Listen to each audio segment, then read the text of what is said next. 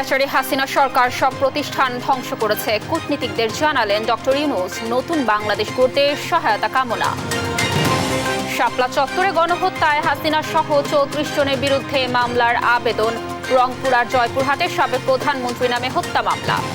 ৭ দিনের মধ্যে metro rail চালুর নির্দেশ। শিগগিরই গঠন হবে স্বাধীন গণমাধ্যম কমিশন। আপাতত নয় নতুন কারিকুলাম। এবং অবৈধ অর্থ উদ্ধারে সদ্য সাবেক এমপিদের বাড়িতে অভিযানের দাবি বিএনপির। হাসিনাকে ফিরিয়ে দিতে ভারতের প্রতি আহ্বান।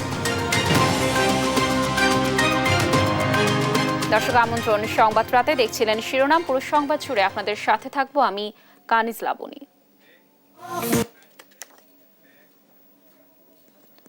দর্শক এবার চলে যাচ্ছে বিস্তারিত সংবাদে।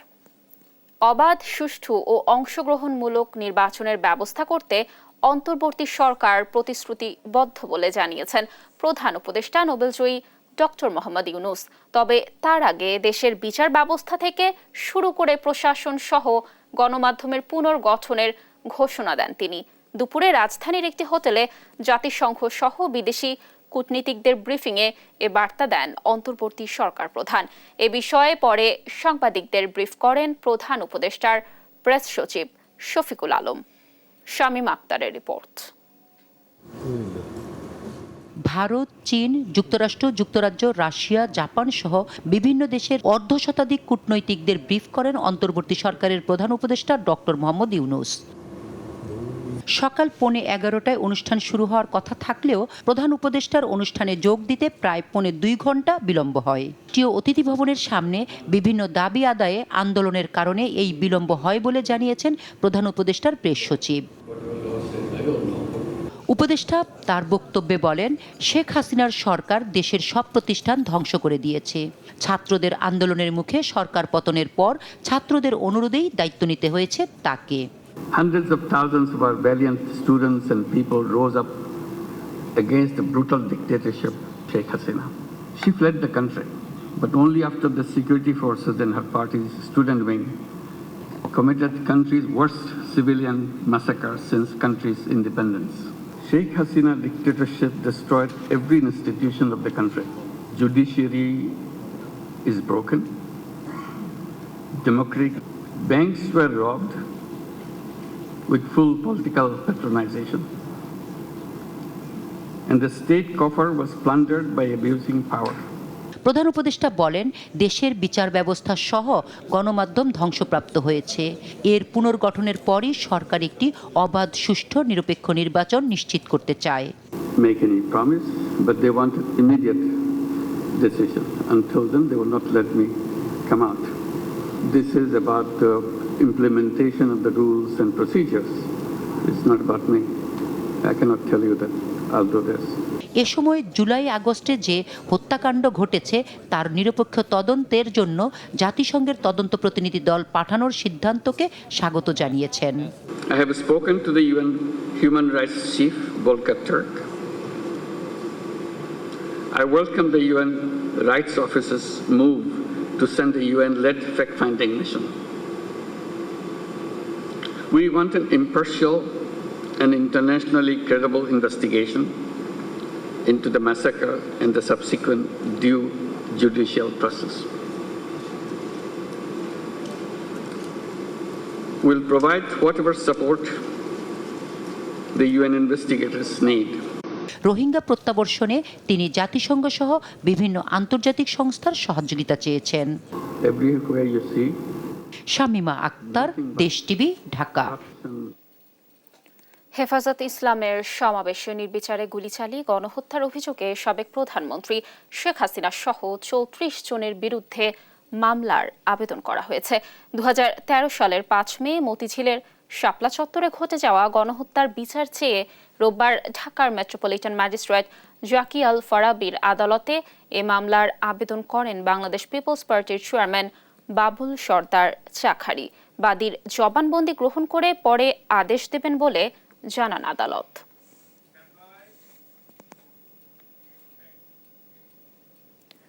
রংপুরে তাহির নামে এক ছাত্রকে হত্যার ঘটনায় সাবেক প্রধানমন্ত্রী শেখ হাসিনা, ওবায়দুল কাদের, সাবেক স্বরাষ্ট্রমন্ত্রী, আইনমন্ত্রী সহ 40 জনের নামে হত্যা মামলা করেছেন তার বাবা। এছাড়াও আবু সাইদ হত্যার ঘটনায় আইজিপি সহ পুলিশের ঊর্ধ্বতন কর্মকর্তাদের নামেও একটি মামলা হয়েছে। এসব মামলার সুষ্ঠু তদন্ত শেষে দৃষ্টান্তমূলক শাস্তি দাবি করেন নিহতদের স্বজন ও আইনজীবীরা। রংপুর থেকে রফিকুল ইসলামের রিপোর্ট। সকালে আইনজীবীদের সঙ্গে রংপুর মেট্রোপলিটন তাজহাট আমলি আদালতে আসেন আবু সাইদের স্বজনরা। 16 জুলাই সাইদকে হত্যার ঘটনায় পুলিশের সাবেক আইজিপি, রংপুর রেঞ্জের ডিআইজি, পুলিশ কমিশনার সহ 17 জনকে আসামি করে হত্যা মামলার আবেদন করেন তারা। আসামি করা হয় বিশ্ববিদ্যালয়ের শিক্ষক সমিতির সাধারণ সম্পাদক আসাদ মণ্ডল, ছাত্রলীগ সভাপতি ও সম্পাদককেও। পরে মেট্রোপলিটন তাজহাট থানাকে মামলা গ্রহণের নির্দেশ দেন আদালত। শহীদ আবু সাইদ তার রক্তের সাথে যারা বেইমানি করেছে, তার কে যারা হত্যার সাথে প্রত্যক্ষ এবং পরোক্ষভাবে জড়িত হয়েছে তাদেরকে ধরে, এবং অজ্ঞাতনামা আরও যারা আছে এটার সাথে জড়িত ছিল তাদেরকে ধরে আমরা একটা এখানে কমপ্লেইন পিটিশন ফাইল করেছি বিজ্ঞ আদালতে। আসামি হয়েছে ওনাকে গুলি করা থেকে শুরু করে যারা, যেমন আমির আলী, সুজন চন্দ্র রায়, পোমেল বড়ুয়া, আব্দুল্লাহ আল মামুন সহ আরও 30-35 জন অজ্ঞাতনামা আসামি। এই মামলায় সুষ্ঠু তদন্ত করে দৃষ্টান্তমূলক শাস্তি দাবি করেছেন স্বজনরা। এখন ওদের আমরা সর্বোচ্চ আদালতে যারা এদের দ্রুত গ্রেপ্তার করে বিচার, তদন্তর মাধ্যমে সুষ্ঠু বিচার এবং সর্বোচ্চ যারা এখানকার হত্যাকাণ্ডের সাথে জড়িত ওদের আমরা ফাঁসি চাই।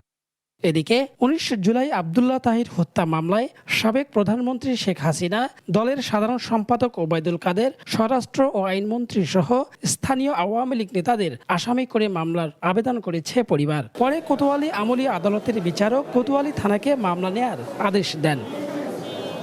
যারা নির্বিচারে এই ছাত্র জনতার উপর গুলিবর্ষণের যারা আদেশ দিয়েছিলেন এবং যারা সরাসরি সম্পৃক্ত রয়েছেন তাদেরকে আসামি করে আজকে বিজ্ঞ আদালতে মামলা দায়ের করা হয়েছে এবং বিজ্ঞ আদালত শুনানি অন্তে মামলাটি আমলে নিয়েছেন এবং সরাসরি এফআইআর হিসেবে ট্রিট করে এই আসামিদের গ্রেফতারের জন্য নির্দেশ দিয়েছেন। এদিকে কলা ব্যবসায়ী মিরাজুল হত্যা মামলায় পুলিশ কর্মকর্তা সহ 21 জনকে আসামি করে আরেকটি মামলা করা হয়েছে। রফিকুল ইসলাম, দেশ টিভি, রংপুর। এদিকে জয়পুরহাটে কোটা আন্দোলনের শিক্ষার্থী নজিবুল সরকার বিশাল নিহতের ঘটনায় সাবেক প্রধানমন্ত্রী শেখ হাসিনা, দলটির সাধারণ সম্পাদক ওবায়দুল কাদের সহ 128 জনের বিরুদ্ধে হত্যা মামলা হয়েছে। রোববার বিকেলে নিহত বিশালের বাবা মজিদুল সরকার বাদী হয়ে সদর চিফ জুডিশিয়াল ম্যাজিস্ট্রেট আদালতে এ মামলা করেন। বিজ্ঞ আদালতের বিচারক আতিকুর রহমান আবেদনটি এজাহার হিসেবে নিতে সদর থানার ওসিকে নির্দেশ দেন। 128 জনের মধ্যে আওয়ামী লীগ, যুবলীগ ও ছাত্রলীগের নেতা সহ আছেন জনপ্রতিনিধিরাও। মামলার বিষয়টি নিশ্চিত করেন বাদী পক্ষের আইনজীবী অ্যাডভোকেট আব্দুল মোমেন ফকির। এই মামলাতে সাবেক প্রধানমন্ত্রী শেখ হাসিনা, আওয়ামী লীগ সাধারণ সম্পাদক ওবায়দুল কাদের, আমাদের স্থানীয় এমপি জনাব শামসুল আলম দুদু, জনাব আল মাহমুদ স্বপন সহ 128 জনকে তারা আসামি করেছেন। আমি এই মামলাটা দাখিল করার পরে বিজ্ঞ আদালত এটাকে এজাহার হিসেবে গণ্য করে আইনগত ব্যবস্থা গ্রহণ করার জন্য জয়পুর সদর থানায় প্রেরণ করেছেন। 7 দিনের মধ্যে চালু করতে হবে মেট্রো রেল। দায়িত্ব পেয়ে প্রথম কর্মদিবসে এসে এমন নির্দেশনা দিলেন সড়ক পরিবহন ও সেতু উপদেষ্টা ফজলুল কবির খান। মন্ত্রণালয়ের কর্মকর্তাদের সাথে বৈঠক শেষে দুর্নীতি, অনিয়মের বিরুদ্ধে কড়া হুঁশিয়ারিও দেন নতুন উপদেষ্টা। তৌফিক মাহমুদ মুন্নার রিপোর্ট। গত 18 জুলাই ছাত্র জনতার আন্দোলনের সময় নিরাপত্তাজনিত কারণে মেট্রো রেল চলাচল বন্ধ হয়। কেটে গেছে প্রায় 30 দিন, কিন্তু মেট্রো রেল চালু করেনি কর্তৃপক্ষ। এর আগেও চালু করার সিদ্ধান্ত নিলেও চালু করা যায়নি ঢাকার বাসিন্দাদের আশীর্বাদপুষ্ট এই মেট্রো রেল। ফলে সীমাহীন দুর্ভোগে নগরবাসী।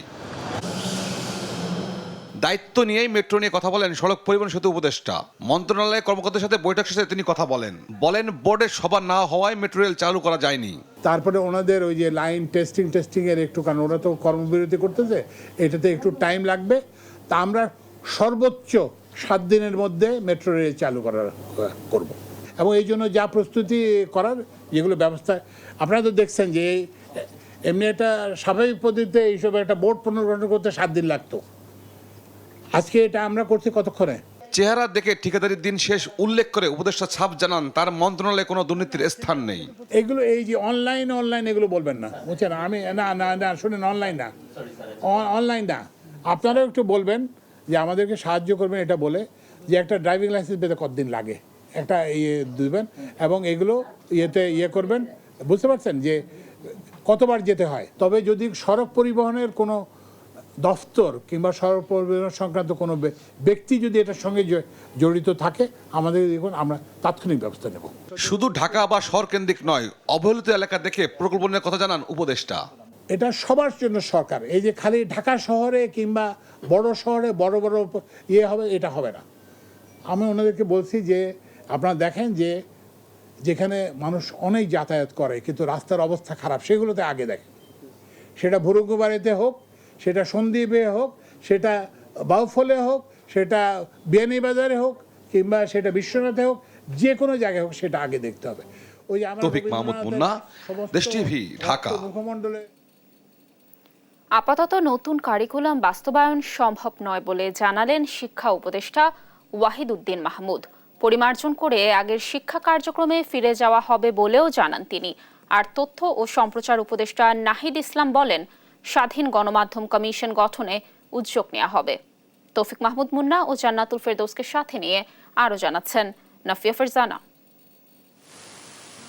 উপদেষ্টা হিসেবে শপথ নেয়ার পর প্রথম কর্মদিবসে রোববার সচিবালয়ে আসেন শিক্ষা মন্ত্রণালয়ের উপদেষ্টা ওয়াহিদ উদ্দিন মাহমুদ। সব ক্ষেত্রে নতুন শিক্ষা কার্যক্রম উপযোগী এবং বাস্তবায়নযোগ্য নয় বলেও জানান শিক্ষা উপদেষ্টা।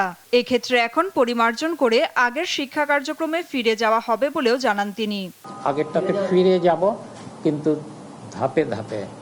এটা যেহেতু বাস্তবায়নযোগ্য না, কিন্তু আমরা যারা পড়ছে, এখনই পড়ছে, ভিতরে ঢুকে গেছে, 7 মাস ধরে পড়েছে, তাদেরকে তো আমরা অস্বস্তিতে ফেলব না।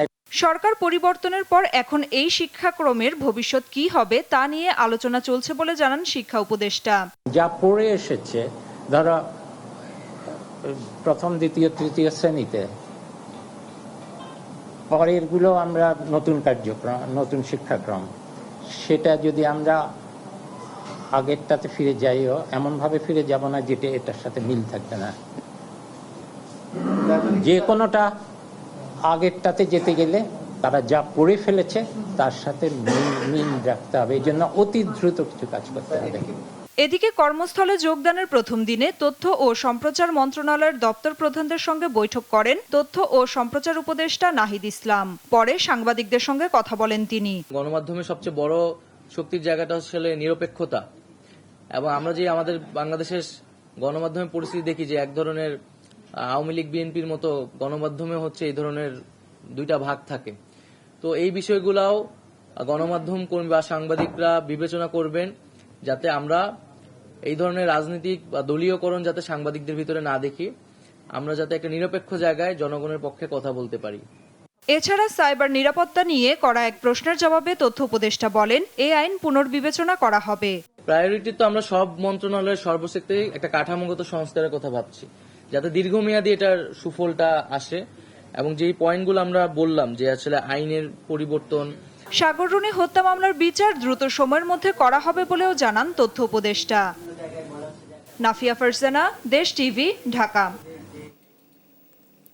বৈদেশিক মুদ্রা উদ্ধারে সদ্য বিলুপ্ত সংসদের সব সদস্যের বাড়িতে অন্তর্বর্তী সরকারকে অভিযান চালানোর আহ্বান জানিয়েছেন বিএনপি চেয়ারপারসনের উপদেষ্টা জয়নুল আবেদিন ফারুক। এদিকে সময় ও হাসপাতাল এখনও নির্ধারিত না হলেও দ্রুততম সময়ের মধ্যে উন্নত চিকিৎসার জন্য বিএনপি চেয়ারপারসন খালেদা জিয়া বিদেশে যাবেন বলে জানিয়েছেন বিএনপির স্থায়ী কমিটির সদস্য ডাক্তার এজেডএম জাহিদ হোসেন। সাইফুর রিপনের রিপোর্ট। হত্যার অভিযোগে শেখ হাসিনা ও তার দোসরদের বিচারের দাবিতে জাতীয় প্রেস ক্লাবের সামনে অবস্থান কর্মসূচির আয়োজন করে তৃণমূল নাগরিক আন্দোলন। হুঙ্কার দিলেও ছাত্রদের আন্দোলনের মুখে শেখ হাসিনা দেশ ছেড়ে পালিয়েছে দাবি করে বিএনপি নেতা জয়নুল আবেদিন ফারুক শেখ হাসিনাকে দেশে ফিরিয়ে দিতে মোদী সরকারের প্রতি আহ্বান জানান। বৈদেশিক মুদ্রা উদ্ধারে অন্তর্বর্তী সরকারের কাছে দাবি করেন ক্ষমতা হারানো সংসদ সদস্যদের বাড়িতে অভিযানের। শেখ হাসিনাকে বাংলাদেশে পাঠান। আমরা আইন নিজের হাতে তুলে নিতে চাই না। ঘরে ঘরে তল্লাশি করে লিস্ট তৈরি করে এই বিগত নির্বাচনের 300 এমপি তাদের বাড়িতে এখনো হাজার কোটি টাকার ডলার পাবে। এদিকে দুপুরে জাতীয় চক্ষু বিজ্ঞান ইনস্টিটিউটে চিকিৎসাধীন ছাত্র জনতার আন্দোলনে আহতদের খোঁজখবর নিতে যান বিএনপির স্থায়ী কমিটির সদস্য ডাক্তার AZM জাহিদ হোসেন। পরে সাংবাদিকদের জানান, আহতদের অনেকেরই দীর্ঘমেয়াদী চিকিৎসার প্রয়োজন। অনেকের চিকিৎসা আগামী 6 থেকে 12 সপ্তাহ পর্যন্ত চলবে। কেউ কেউ হয়তো ভীষণ কখনোই আর ফেরত পাবে না। আমাদের যা যা করণীয়, আমাদের সামর্থ্য অনুযায়ী আমাদের দল সে অনুযায়ী তাদেরকে সহযোগিতা করবে। ডাক্তার জাহিদ বলেন, পর্যবেক্ষণে আছে বিএনপি চেয়ারপারসন খালেদা জিয়ার শারীরিক অবস্থাও। এই ডাক্তারি ভাষায় গ্লোবাল ইভ্যালুয়েশন, গ্লোবাল মিন্স হচ্ছে 360 ডিগ্রি ইভ্যালুয়েশন। এই যে দীর্ঘ সময় কারান্তরীণ ছিলেন, কাজে এটি হয়তো খুব সহসা হবে, বাট এখন পর্যন্ত এটা নিয়ে মন্তব্য করার সময় আসে না। এদিকে আন্দোলনে গুলিবিদ্ধ হয়ে দীর্ঘদিন চিকিৎসাধীন অবস্থায় মৃত্যুবরণকারী টাঙ্গাইলের অর্জুনা ইউনিয়ন শাখা ছাত্রদলের সহসাধারণ সম্পাদক ইমন ও বরিশাল হিজলা উপজেলার ছাত্রদলের কর্মী মোহাম্মদ রিয়াজের নামাজের জানাজা অনুষ্ঠিত হয় নয়াপল্টনে দলের কেন্দ্রীয় কার্যালয়ের সামনে। এ সময় গণতন্ত্র প্রতিষ্ঠা না হওয়া পর্যন্ত ঐক্যবদ্ধ হয়ে আন্দোলন চালিয়ে যাওয়ার প্রত্যয় জানান নেতারা। নতুন স্বাধীনতা, সেই স্বাধীনতা ধ্বংসের জন্য নতুন করে যে ষড়যন্ত্র শুরু হয়েছে, সেই ষড়যন্ত্র আমরা কখনোই সফল হতে দিতে পারি না। অন্তর থেকে দোয়া করার আহ্বান জানাই এবং এই ফ্যাসিস্ট সরকারের যে পতন হয়েছে, আগামী গণতন্ত্র প্রতিষ্ঠা না হওয়া পর্যন্ত আমরা সকলে ঐক্যবদ্ধভাবে আমাদের আন্দোলন চালিয়ে যাবো। সাইফুল রিপন, দেশ টিভি, ঢাকা। 5 আগস্ট শেখ হাসিনা সরকারের পতনের পর সারা দেশের স্থানীয় সরকার জনপ্রতিনিধিরা যখন পালিয়ে বেড়াচ্ছেন, তখন স্বাভাবিক কার্যক্রম চালিয়ে যাচ্ছে গাজীপুর সিটি কর্পোরেশন। নাগরিক সেবা নিশ্চিতে কাজ করে যাচ্ছেন মেয়র জয়াদা খাতুন ও কাউন্সিলররা। মেয়র জানান, জনগণের ভোটে নির্বাচিত হওয়ায় দুর্দিনে জনগণের পাশে থাকতেই কাজ চালিয়ে যাচ্ছেন। অন্তর্বর্তী সরকারের নির্দেশনা মেনেই কাজ করার কথাও জানান তিনি। মাজহারুল ইসলামের রিপোর্ট। শেখ হাসিনা সরকারের পতনের পর দেশের অন্যান্য সিটি কর্পোরেশনে যখন অচল অবস্থা, তখন সবচেয়ে বড় সিটি কর্পোরেশন গাজীপুরে কার্যক্রম চলছে স্বাভাবিক গতিতেই। অন্তর্বর্তীকালীন সরকার দায়িত্ব নেওয়ার পরই কাজে ফিরেছেন মেয়র, কাউন্সিলর ও কর্মকর্তারা, দিচ্ছেন নাগরিক সেবা। মেয়র জানান, কোনো দলের প্রতিনিধি হিসাবে তিনি মেয়র হননি। জনগণ ভোটের মাধ্যমে তাকে নগরমাতা নির্বাচন করেছেন। শেষ পর্যন্ত থাকবেন জনগণের সাথেই। এখানে সর্বস্তরের লোককে, সর্বদলকে, দলেরই আমাকে ভালোবেসে অনেক ভোট দিয়ে আমি নির্বাচিত হয়েছি। আমার ভাঙচুর হয়েছে, সব কিছু ক্ষতি হয়েছে, তারপর আমি আমার মনোবল নিয়ে আমি যেইখানেই থাকছি না কেন, আমি সিটি কর্পোরেশন নিয়ম অনুযায়ী কাজ করছি। জানান, অন্তর্বর্তী সরকারের নির্দেশনা মেনে আগামী দিনে কাজ করবেন, থাকবেন সরকারের পাশে। বিগত সরকারের সময়ে যথাযথ মর্যাদা না পাওয়ার আক্ষেপও জানান এই নগরমাতা। যেই সরকারই থাকুক না কেন, আমি ওনার নিয়ম অনুযায়ী মান্য আমি এই সিটি কর্পোরেশন কাজকর্ম চালাই যাব সিটি কর্পোরেশন নগরবাসীদের স্বার্থের জন্য। 6টা সিটি কর্পোরেশন থেকে এই যে সরকার প্রধানমন্ত্রী এদেরকে উপমন্ত্রীর মর্যাদা দিয়েছে, কিন্তু এইখানে সবচেয়ে বড় সিটির মালিক আমি ছিলাম। আমাকে প্রথমে এটা পাওনা ছিলাম, কিন্তু ওনার কাছে গিয়ে আমি চাইছিলাম যে আমার একটা কিছুই করেন, ওনায় আমারে কোনো আমার প্রতিমন্ত্রীর মর্যাদা দেয় নাই। কোনো বাধা বিপত্তি না থাকায় নগরবাসীকে নির্বিঘ্নে সেবা দিতে ব্যস্ত কাউন্সিলররাও। জনসেবায় জনগণের খেদমত করার জন্যই আল্লাহ আমাদেরকে দায়িত্ব দিয়েছেন।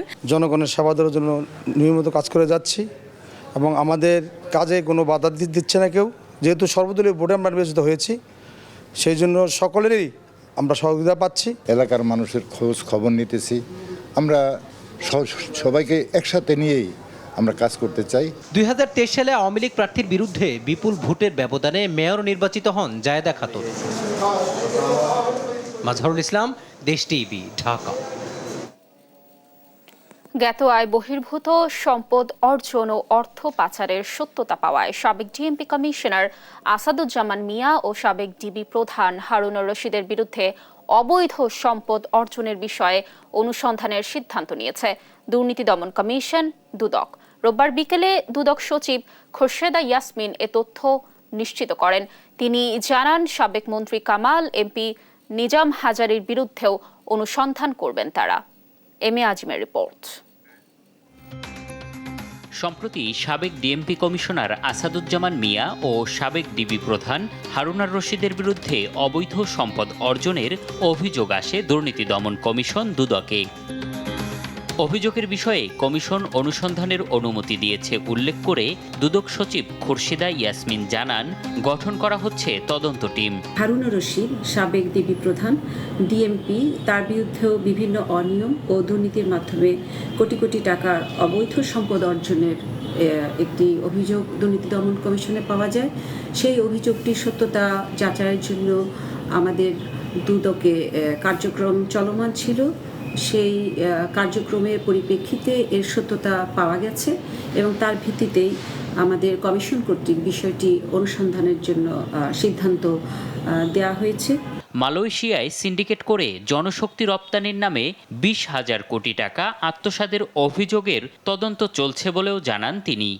মালয়েশিয়ায় শ্রমবাজার চক্রে ঢুকে রমরমা ব্যবসা সংক্রান্ত অভিযোগের বিষয়ে দুর্নীতি দমন কর্তৃক অনুসন্ধানের কার্যক্রম শুরু হয়েছে। মালয়েশিয়া সিন্ডিকেট চক্রে ফেনী 2 আসনের সাবেক এমপি নিজামুদ্দিন হাজারী, একই জেলার 3 আসনের সাবেক এমপি মাসুদ উদ্দিন চৌধুরী সহ অনেকের নাম এসেছে বলেও জানায় দুদক। এম এ আজিম, দেশ টিভি, ঢাকা। বিপিআরসিকে ঢেলে সাজিয়ে স্বাধীনভাবে কাজ করতে দিলেই বিদ্যুৎ ও জ্বালানি খাতের বেশিরভাগ সমস্যা সমাধান করা সম্ভব বলে মনে করে বেসরকারি গবেষণা সংস্থা centre for policy dialogue CPD. সকালে রাজধানীর ধানমন্ডি কার্যালয়ে বিদ্যুৎ ও জ্বালানি খাতের সংস্কার নিয়ে সংবাদ সম্মেলনে এমন মন্তব্য করেন সংস্থাটির গবেষণা পরিচালক খন্দকার গোলাম মোয়াজ্জেম। বিগত সরকারের অবাধ দুর্নীতি এবং স্বচ্ছতা জবাবদিহিতা নিশ্চিত না করায় এ খাত মুখ থুবড়ে পড়েছে। জীবাশ্ম জ্বালানি ও কুইক রেন্টাল বিদ্যুৎ কেন্দ্রের চুক্তি নবায়ন না করার আহ্বান জানিয়ে সিপিডি জানায়, বিদ্যুতের যে উৎপাদন সক্ষমতা রয়েছে তা না বাড়ালেও 2030 সাল পর্যন্ত চাহিদা পূরণ সম্ভব। আমাদের যে পরিমাণ বিদ্যুতের ক্যাপাসিটি রয়েছে আমাদের হিসেব বলে আর যদি 1 মেগাওয়াটও যদি না যুক্ত হয় তাহলেও 2030 সাল পর্যন্ত এটি দিয়েই আমাদের চলবে। সুতরাং ভাবার দরকার নেই যে নতুন বিদ্যুৎ কেন্দ্র এক্ষুনি আনতে হবে। আমাদের যেটা দেখতে পাচ্ছি, আমরা যদি জ্বালানি উত্তরণই করতে চাই, জ্বালানি রূপান্তর করতে চাই, কারণ এই যে জীবাশ্ম জ্বালানির যেগুলো কন্ট্রাক্ট রয়েছে এগুলো ধীরে ধীরে অবসান করে দিয়ে এই জায়গাগুলোতে নবায়নযোগ্য জ্বালানি সংক্রান্ত বিদ্যুৎ কেন্দ্রগুলোকে আস্তে আস্তে সুযোগ করে দিতে হবে। 1 মাস পর পুরো দমে খুলেছে দেশের সব ধরনের শিক্ষা প্রতিষ্ঠান। এতে শিক্ষার্থীদের মাঝে তৈরি হয় আনন্দ ঘন পরিবেশ। ক্লাসে ফিরতে পেরে খুশি শিক্ষার্থীরা। রাজধানীর বিভিন্ন শিক্ষা প্রতিষ্ঠান ঘুরে বিস্তারিত জানাচ্ছেন কায়েস রাহাত। দেশব্যাপী কোটা সংস্কার আন্দোলন ঘিরে সংঘর্ষ ও প্রাণহানির ঘটনায় 17 জুলাই বন্ধ ঘোষণা করা হয় দেশের মাধ্যমিক, উচ্চ মাধ্যমিক সব শিক্ষা প্রতিষ্ঠান ও পলিটেকনিক ইনস্টিটিউট। তারপর থেকে পুরো 1 মাস শিক্ষার্থীদের দেখা গেছে দেশ গঠনের দায়িত্ব পালন করতে। 4 আগস্ট থেকে দেশের সব সরকারি প্রাথমিক বিদ্যালয়ের ক্লাস শুরুর কথা থাকলেও দেশের পরিস্থিতির কারণে তা বন্ধ করা হয়। 7 আগস্ট থেকে আবারও শিক্ষা প্রতিষ্ঠান খুলে দেওয়ার সিদ্ধান্ত হয়, কিন্তু উদ্ভূত পরিস্থিতিতে শিক্ষা প্রতিষ্ঠানগুলোয় তেমন একটা পাঠদান হয়নি। অবশেষে সংকট কাটিয়ে 1 মাস পর পুরো দমে শুরু হয়েছে শিক্ষা কার্যক্রম। অনেকদিন পর ক্লাসে ফিরতে পেরে উচ্ছ্বসিত শিক্ষার্থীরা। অনেক ভালো লাগছে, খুব এক্সাইটমেন্ট ছিলাম, কলেজে আসার খুব ইচ্ছা, এটাই আর কি। অনেকদিন পর আসলে আমাদের যেমন এসএসসি পর যখন স্টপ হয়ে গেল সবকিছু, এরপর এত কিছু গেল দেশে, এতদিন পরে আসলে খুশি লাগতেছে। অনেকদিন পর আসছি, প্রায় মোটামুটি অনেকদিন গ্যাপ ছিল, আর আমাদের কলেজ তো অনেকদিন পরে খুলছে। অভিভাবকদের আশা শিক্ষাঙ্গনে ফিরে আসবে স্বাভাবিক পরিবেশ আর নতুন করে শিক্ষা ব্যবস্থা ঢেলে সাজানোর দাবি তাদের। এতদিন পর কলেজ শুরু হলো, ক্লাস শুরু হচ্ছে, আমরা খুব খুশি। আমরা চাই মেয়েরা এখন পড়াশোনায় আবার মনোযোগ দেখ, এটাই আমাদের প্রত্যাশা। কারণ আগের যে কারিকুলাম ওটা আমাদের পছন্দ না, নতুন যেটা করতেছে সেটা আমরা অবশ্যই সাপোর্ট করি।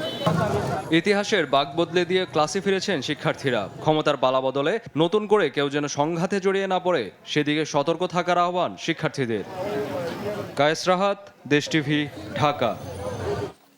দর্শক, এই ছিল এখনকার সংবাদ রাত। পরে বুলেটিন দেখার আমন্ত্রণ রইল। সাথে থাকার জন্য ধন্যবাদ।